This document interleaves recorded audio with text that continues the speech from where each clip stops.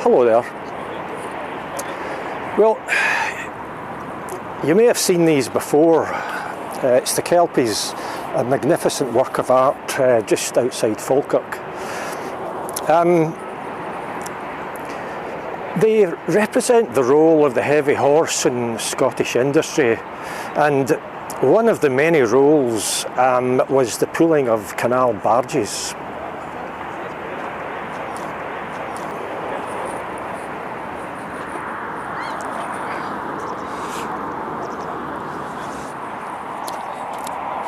The canal here, the Queen Elizabeth II Canal, is quite a new canal. It joins with the Forth Clyde Canal just up there.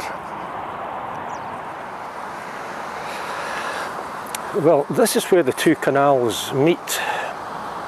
The Queen Elizabeth II Canal, the short bit of it, and the Forth Clyde Canal. And this allows the passage of barges along this section of the Queen Elizabeth II Canal towards the River Carn and ultimately the River Forth. Because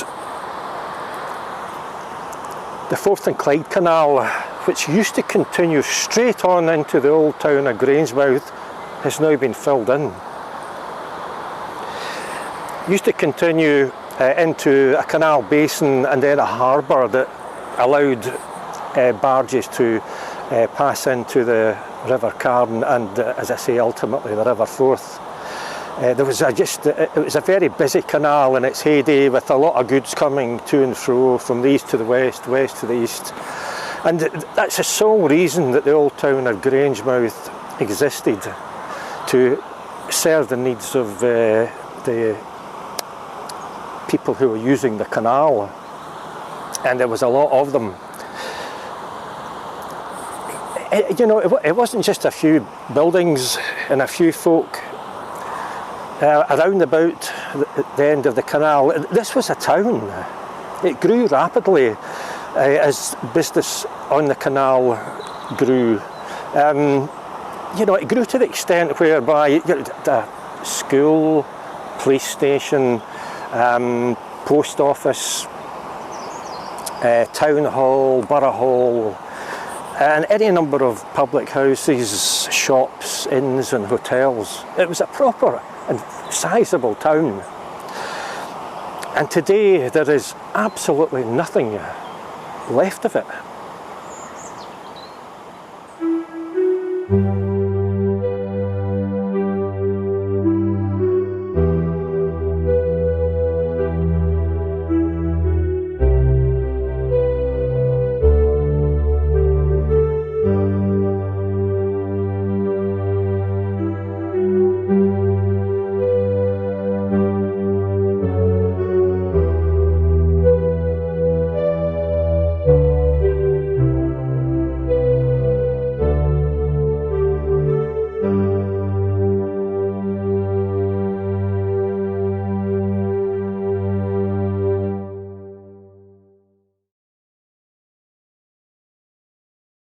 Grangemouth did not exist before the canal was built, as we can see in these maps, one dating to 1780 with no mention of the word Grangemouth, and this one dating to 1817, just 27 years after the canal was officially opened.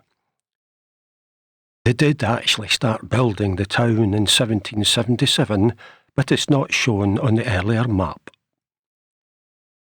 Goods from all over Europe were arriving in the harbour of the new town to be transferred to barges and sent west on the canal before being distributed all over the west of Scotland. Those same barges were then laden with coal from coal pits in the west and other goods, and sent back to Grangemouth to be transferred to ships and sent all over Europe. You needed people to make all this activity happen, which is why the town grew, and quickly.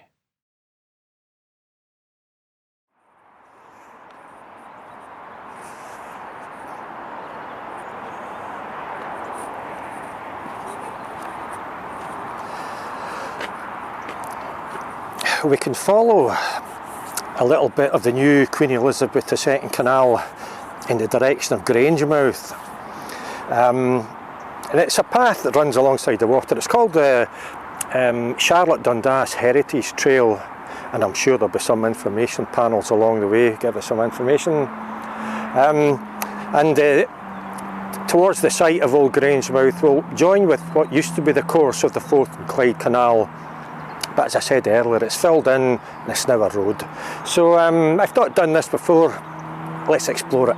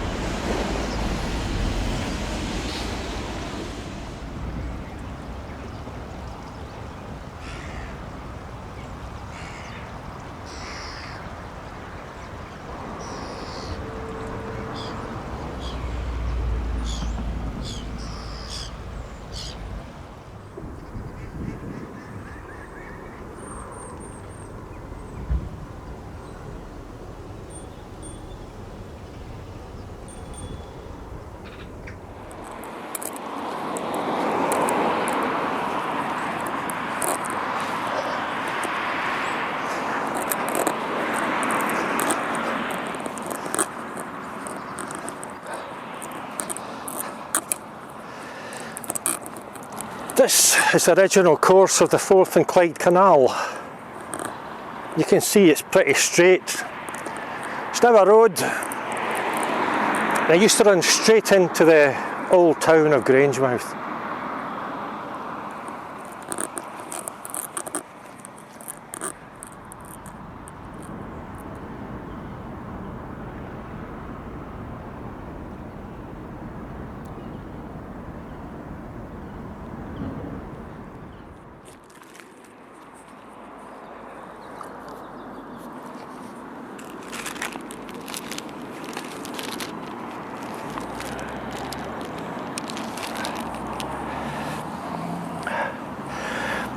The dock just behind me, one's called Upper Dock and then more recently Junction Dock, used to sit on the eastern edge of the old town of Grangemouth.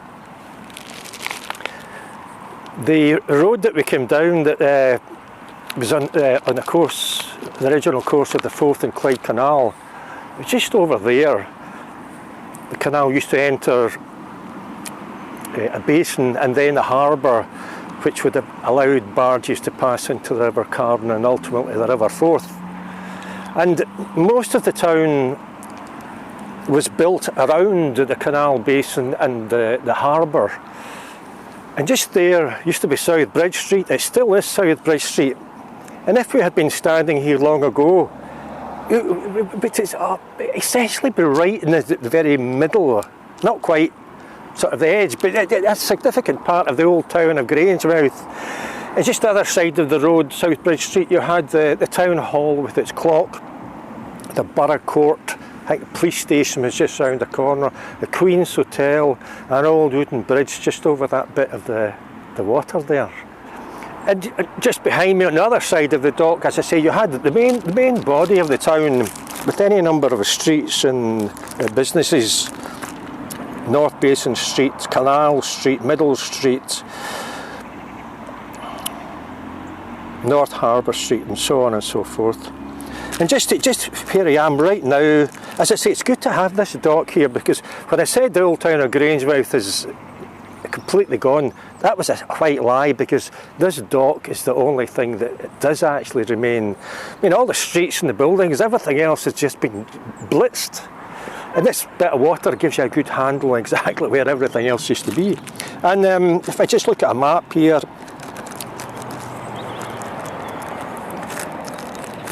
I can see just on the other side of the dock here, you had Grange Street, and South Basin, South Harbour Street, heading towards the Basin at the end of the canal. And I really find it just astonishing and totally unbelievable that this town has completely vanished.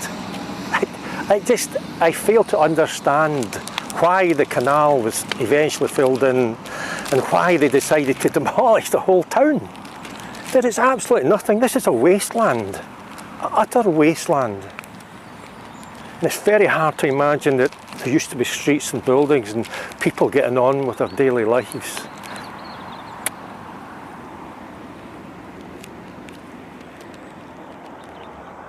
In this first edition Ordnance Survey map dating to 1860, you can see the canal, its basin, and the harbour leading to the River Carn.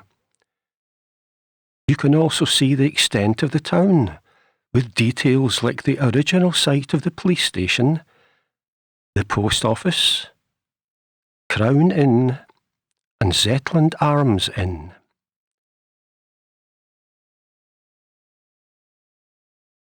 By 1896, the harbour has become disused and is now called the Old Harbour. Even at this early stage, trade on the canal was decreasing. Grangemouth had a railway station from around 1860. Some additional tracks led to the docks at that time, but clearly you can see many more rail lines in and around the new dock. It was indeed the coming of the railway and its quicker means of transporting goods that had an impact on the number of vessels using the canal. Steam-powered barges like the Charlotte Dundas were tried out, but that additional speed put the banks of the canal in jeopardy and the idea was ditched. This Google Earth view shows the same area of the old town today, and as you can see, there is nothing left of that old town. Not a building or street, just that old abandoned dock.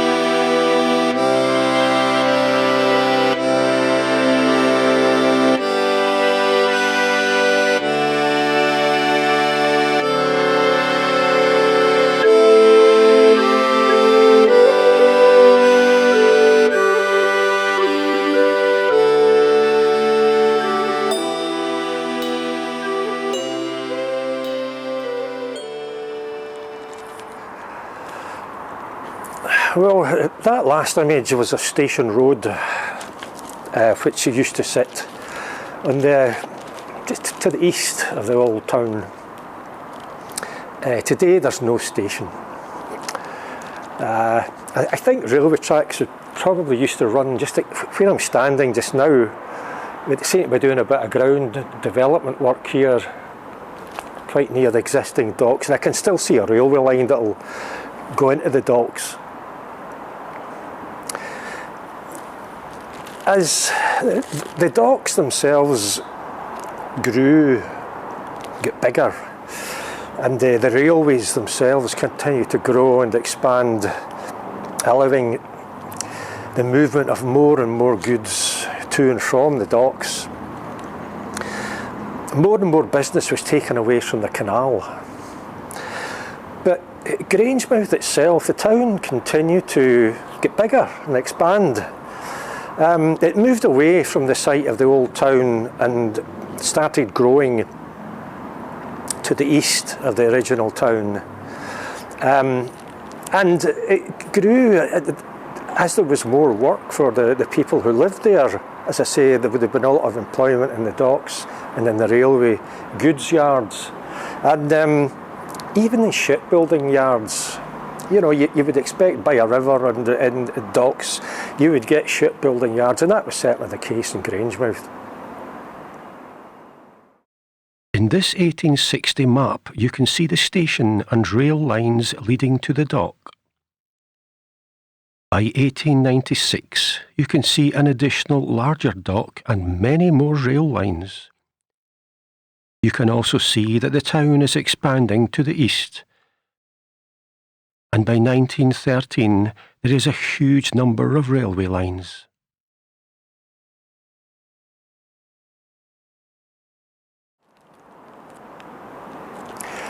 Over the years, there have been something like 10 shipbuilding yards in Grangemouth. I think the first ship launched was in 1782, and the last was launched in 1971. I mean, I think there is still at least one business in the area of one of the docks that still has boats. Still has a boat yard, and I dare say there must be a certain amount of repairing work happens there. I'm not certain, but I imagine that's probably the case. But in essence, all of the shipyards have gone. You know, and it was in one of these docks that the steamship Charlotte Dundas was built and launched.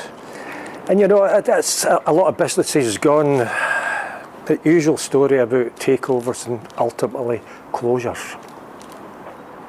Of course, in 1971, at the time of that last ship launch, by that stage the canal had suffered a major decline.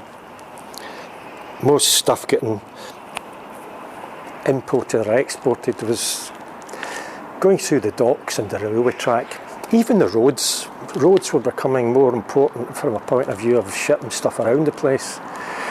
The canal had become desolate and abandoned, and just a kind of place full of discarded rubbish, old prams and various horrendous bits and bobs that folk had discarded. And an Act of Parliament was passed to fill in that section of the Forth Clyde Canal, just a fairly short section at the Grangemouth end. And so that there was, you know, I mean, no one seemed to give any thought to the notion that people might use the canal for leisure, as is the case these days. It was just built for business and industry, for the movement of goods from a business and a financial point of view. Leisure didn't come into it, so the canal was filled in. As I say, that bit of it. And when that happened, there was no reason. I'm going to take my glasses off because I can actually focus better in the camera when I don't have my glasses on. There they were. I can see what I'm looking at now. When the canal was filled in, there was no reason for the old town of Grangemouth to exist. You know, it had blossomed, it grew. It was only there to serve the needs of those using the canal, and if the canal wasn't there, What was the point of it being there? And just over the years, after the canal had been filled in, buildings were demolished, streets were demolished, the whole area was pulled down and razed to the ground. And as I've said, I think earlier on, there is now nothing left of the old town of Grangemouth.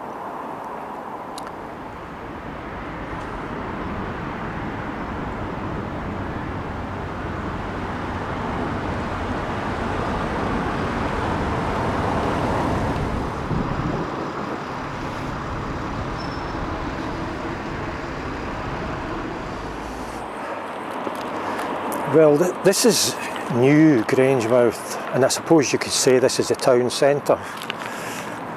It sort of feels, I suppose, a wee bit like a town centre. You've got a number of big public buildings. The nice old Empire Electric Theatre behind me. But to be honest, on the whole, the Grangemouth of today, it's just a sprawling sort of place that's scattered over a fairly large area. And it sits quite close, perhaps too close to a very large petrochemical plant. To me, it just doesn't feel like a proper town in the way that the old town did. It seems to lack a soul or a heart or an area of focus. Maybe this is it, I don't know. Just behind the camera is the shopping mall. I've never been in it before. I know exactly what to expect.